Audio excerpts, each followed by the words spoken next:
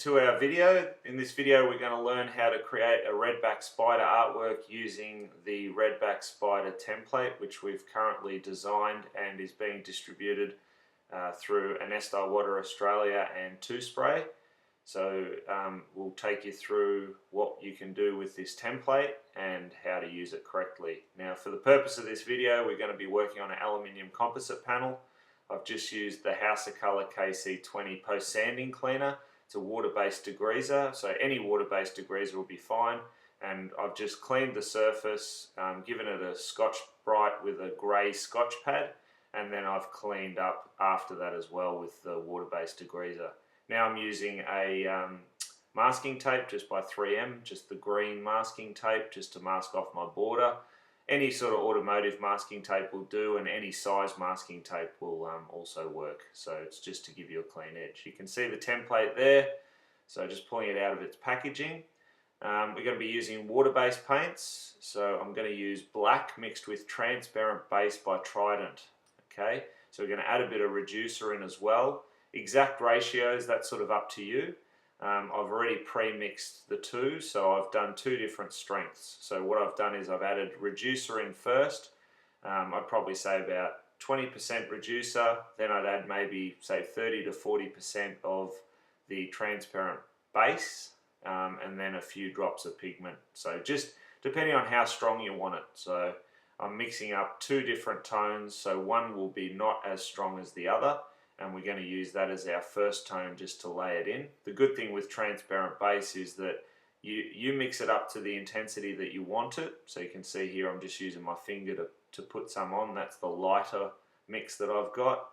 And then using my finger again, this is the darker version. So you can see here it's quite a bit darker. It's almost black, so just mix them up. So even if you want to do equal parts of reducer and transparent base, so you just mix that up as you normally would with your colours, and then add the amount of black to make up the transparent black. So obviously the more black, the darker it's going to be. So just use, just mix up two different versions. One's like maybe 50% strength when you're spraying it at full capacity.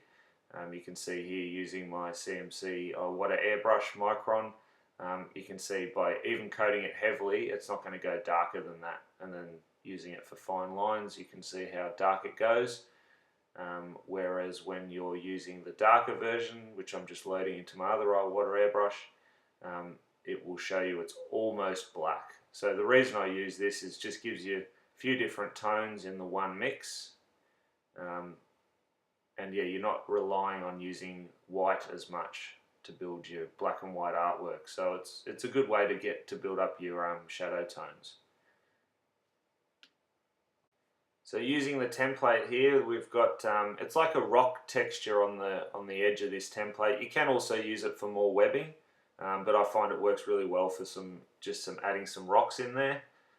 So what we're doing is I'm masking off the areas that I don't want to spray, so just protecting my overspray so that I don't get sort of ghosted spiders everywhere where I don't want them, because at the moment all I want to focus on is the border of the artwork. So I'm going to do a rock sort of cavity sort of look around the whole border, and then we're going to go ahead and add some webbing and spiders and all that sort of stuff in afterwards. So this is just to get that sort of texture going. So using my first mix, the not so dark mix, I'm actually using a spattering technique, using an old, just a regular peg, so what you would pin your clothes up with, and a wooden one. It's got to be wood. And what you do is you can see there I'm angling my airbrush down, and you just paint with that, and what will happen is the paint will build up on the end of that timber peg, and the air will ricochet it onto the surface, giving you a splatter effect. So you can also achieve this effect by turning the air compressor's pressure down. You know, there's numerous ways to do it. You can flick with a toothbrush, or even some people use like a business card and they'll fold that over and then spray onto that. So anything that will basically hold the paint, so it needs to be porous, and then the air will ricochet that onto the surface for you. And you can use all different colours. So I've just done it there with the first mix of my black, my transparent black, and then I've gone on top with the darker one as well. So you can also add white in there, you can add color if you like, so whatever you prefer. So you can see the first thing I'm doing is just giving it a light fog with the airbrush from a distance, and then coming in, splattering, holding that template down because it's got a bit of masking material on there, so it's not liking to sit flat at the moment. Remember, they are freehand templates, so they're designed to be, you can just reuse them. You can see there I'm adding some white as well, which will sit on top. As you're doing the steps and the different colors, if it is reasonably cold where you're airbrushing, if you don't have a controlled environment, I'd recommend you get a heat gun out and just dry those splatters off, because they will build up quite heavy, being heavy droplets of paint. And then what will happen is, if you don't dry them and you put the air on, you'll start to push what you've done around and it'll make a bit of a mess. So just keep that in mind. So I'm just repositioning my stencil now, just to the bottom of that masking tape. And I've already done some of the areas, if you've seen the artwork up either side. So what I'm going to do is just tape that into place, and then I'll get a little bit more tape and mask off just roughly where I've done it, just so you don't get like overlay of the rock texture. And then I'm going to go ahead and again splatter all that area, so you can see how easy that is. And you can actually, further back on the peg will give you larger splatters, and if you're up closer you'll get finer ones, so you can virtually control it using this method. So I'm just doing the darker color there, and then I'm going to unmask what I've done, pull that off, and you can see I've already got that effect in place. Now we're going to run just some rocks up the center. So same thing, I've just masked off around the outside to stop your overspray. Just keep in mind, I've tried to fit as much artwork into one template as possible, so you will need to mask off the other areas. So just remove that and flip that around. We'll line that up again. So I'm not too worried about removing the masking tape off the other side. And just line it up.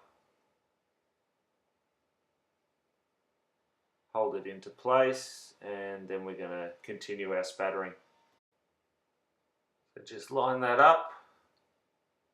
So we're going to do that chunk of rock coming up from the center, which will be good because we can run some webbing and spiders off to make it look like a little bit of a spider's nest.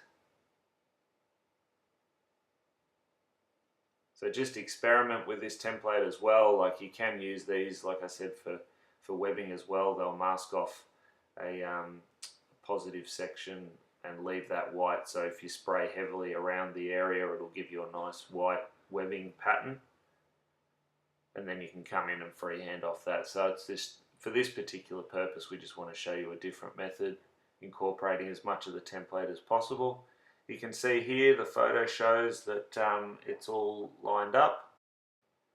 So what I'm doing now, using the first mix of the transparent colour, you can still get it reasonably dark, but I'm just running some random sort of lines in there, just as a background sort of texture.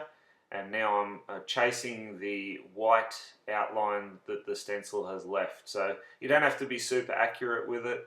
It's still going to look great once you're finished, because they're rocks. So if it's not 100% perfect, it'll give it a bit more character and texture and realism. So just work in all those lines, so pulling out all the details and separating each of the boulders. If you want to eliminate one, you can always color it in, or you can shade it more heavily, so you can knock different parts of the boulders back further in the distance by shading them more heavily and giving them more coats of the transparent black. So it's totally up to you. So just sort of create something out of it using the template and your freehand technique. So I'm just working that in all the way around.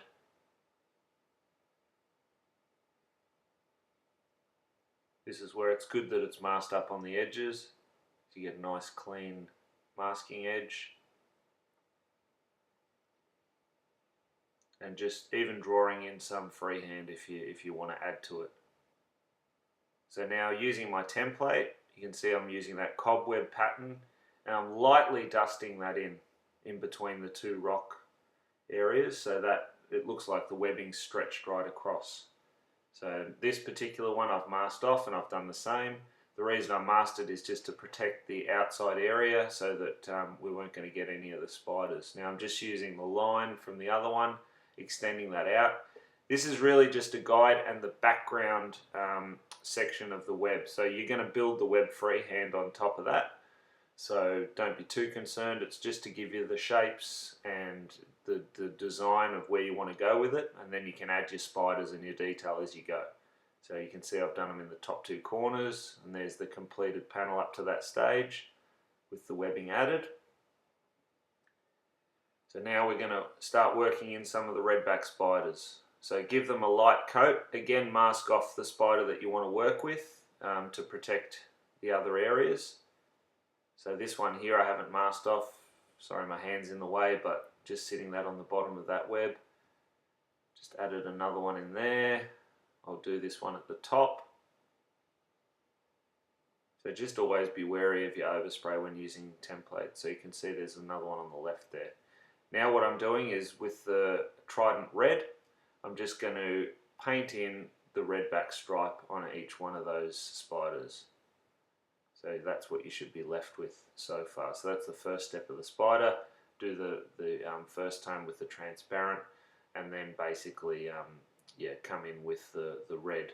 So because it's a transparent color, you can be sort of somewhat uneven with it. It doesn't have to be perfect. And now I'm deepening the shading on the webbing. Right, so I'm still using that transparent color, so you can see the different gradations that I'm getting just using with that one tone. So I'm just varying the height and the amount of distance that I've got in between the panel and my airbrush to get that particular tone. So that first transparent black tone that you mixed up, I'm still using that, and I'm just building the tones using that one particular color. So obviously the closer you are, the darker it's going to go. The more coats you give it, the darker it's going to go. So I'm just building all that web pattern and running some stray webs off as well. So just doing them freehand. You can see I'm still rendering. So now I've moved on to the spiders. So each redback spider will get rendered with that same first tone. So you can see even now from a light dusting, and now I'm using that tone. I'm very close with the airbrush to get that detail, just to pull out all the detail in the legs and the body of the spider, but you can see how much variation is just in that one tone. So that's why I like using these transparent black mixes. I think it's much nicer than just using greys. So you can do everything with these tones and then come in with highlights later on, and then with your final dark tone. So it's almost like having, you know, 3 different shades in the one airbrush, so it works really well. I'm just building each spider, detailing the legs, working around the stripe. So if you're not confident with that, you can always go back to your template as well. So don't feel like you have to do it freehand, but the idea of the templates are that they're freehand templates. So they give you the basic sort of shapes and outlines, and then you can freehand off that. So pick your light source and remember to sort of follow that. So in this case it's more to the top above the spiders. So we're getting a shadow casting on the bottom of each body. Sorry, it's not super sharp.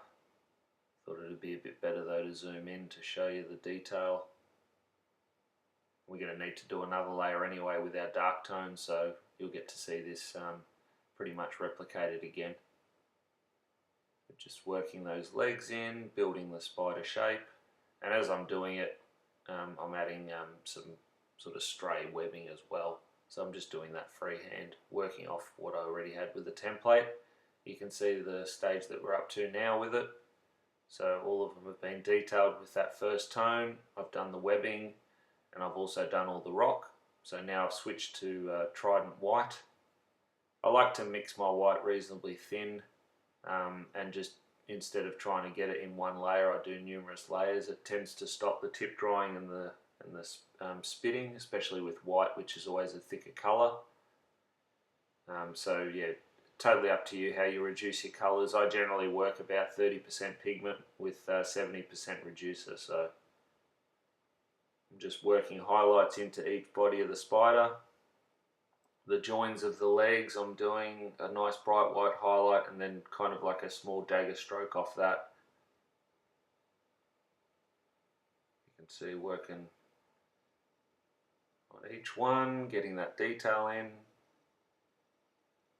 I'm not spending too much time. This is, you know, just a basic sort of video. I didn't want to make them look photorealistic or anything. If you wanted to go to that extent, you can definitely build more layers and, you know, start erasing sections out even with an eraser pencil and, you know, all sorts of methods or texture templates, whatever you like. So while I've got the white, I'm hitting the tops of some of the boulders just to give them a bit more 3D effect before we switch to our darker tone. Now that that's all done, I've got my darker tone, so this is the final black mix, which is almost black, but it's still transparent base mixed with reducer and black. So you can control how dark. If you want to go darker, you can always mix another one or use solid black. Personally, I prefer not to use solid black. I think it's just a bit too strong. So yeah, I quite like just mixing up almost black tone, which is what you're using here. So I'm just going to render all those rocks. Again, doing all this freehand, and you can keep going, it's endless.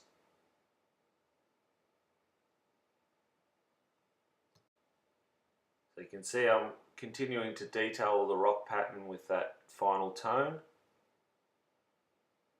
And as I've got it, I'm also further defining each of the spiders.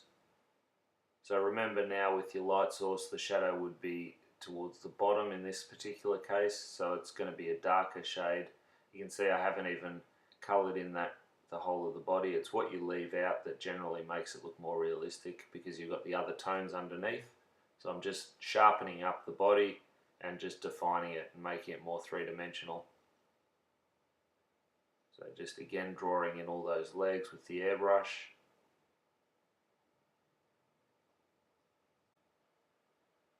So continue to detail. Remember, you don't want to go right over what you've done. So I'm now also adding more of those webbing, sort of stray webs in there. So that builds up a more three-dimensional appearance with the existing web that you got. So it looks like effectively more like a thicker web. And I'll go ahead and I'll be rendering the other spider in a minute as well. Just putting a bit more of that webbing in around, integrating it into the rocks that are surrounding, so it looks like it's stretched in between those areas. And then I'm going to come in and render this other spider. Exactly the same sort of method. So up nice and close for your detail when you're working on the legs. And the bodies, just think of them as a 3D object. So much the same as you would render something like a sphere or a circle. Your shadow at the base if the light source is at the top. So depending on where your light source is. If you're not sure, you can always get a reference as well to help you out. Just work in all those little details. Again, you can spend more and more time. I'm just going to put a drop shadow in as well. So the drop shadow really makes it look like the spider's sitting right on that web. So it's just incorporating it into what you've painted. Just adding a few more of the rock patterns in while I go ahead and render the other spider.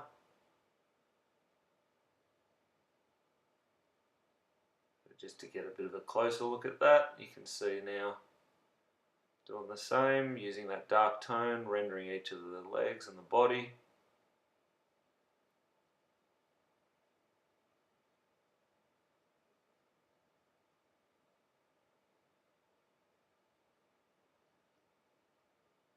And further detail the webbing. and add another drop shadow. So moving up to the spiders on the top of the panel. We've already done this spider, but he's facing the other direction. So exactly the same ideas, just your highlights will change a little bit.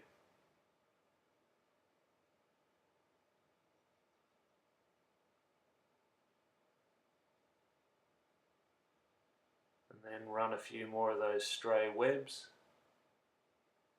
They can even just blend back out.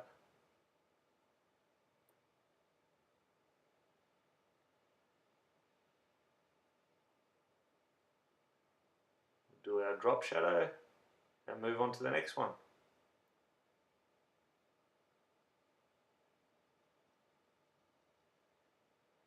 Sorry, it's a bit hard to see, but you can still get the idea. Look, it's the same principle as the other spiders, so even though the camera's not as clear on this particular one, but just render that in. Again, run your webbing.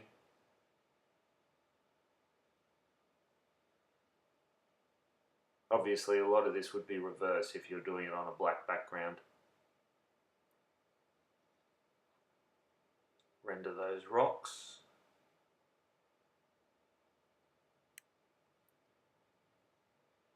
And then we're pretty much done with this artwork. So we're just going to go through, add a few more details here and there.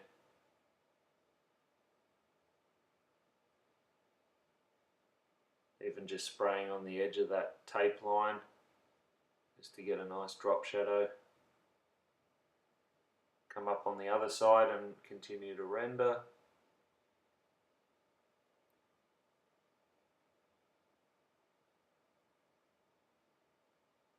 So you can see how quick and easy the template makes this particular artwork.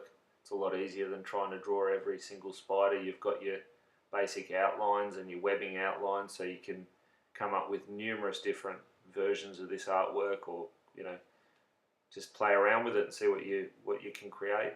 That's the whole idea of them. They are fully solvent proof too, so you can use them with automotive paints and clean the templates with thinners.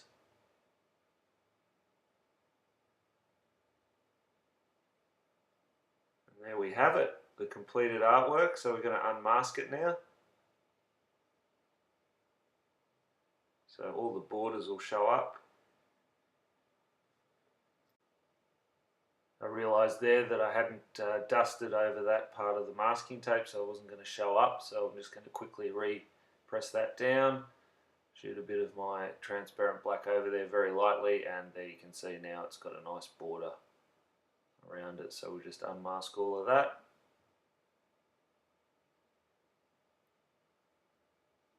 And it's all ready. So you can see here the spiders, the detail.